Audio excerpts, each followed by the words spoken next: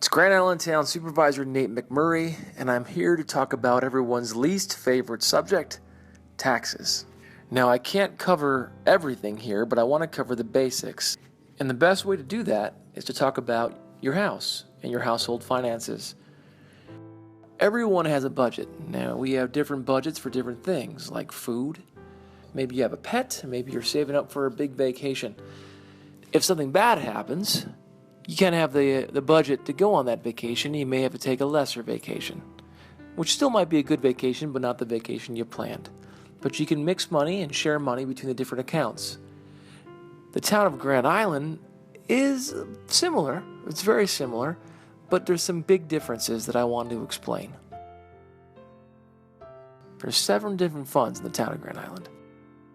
There's the general fund that covers all sorts of different matters. There's the highway fund, the sewer fund, the water fund, the lighting fund, the garbage fund, and the fire department fund. There's also a fund for capital projects, and those are major infrastructure projects the town has to take on. Now, where do we get money to pay for these funds? Well, it comes from your taxes and the value of our homes, and that's called our tax base. Let me talk about the tax cap next.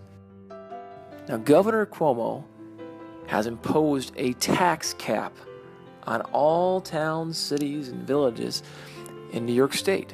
And what that means is we can't raise taxes higher than 2% or the consumer price index, which basically is inflation.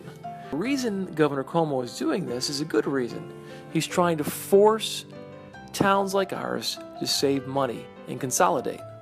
And he doesn't want taxes to go up to make New York State less competitive. So it's a good thing, but it creates certain challenges. Things happen. Remember the hospital example up front? We have similar things in the town. You may have a pipe collapse or something like that, and then you have to pay for it. You have to figure out a way to get funds for it. Eventually, you have to cut into your funds that you've collected and your balances that you collected. Now, the big difference between your house and the town is, unlike your house, you can't share money between the different funds. So you can't take money out of the highway fund and put it in the sewer fund. Where at home, you could take money out of the vacation fund and use it to pay for food.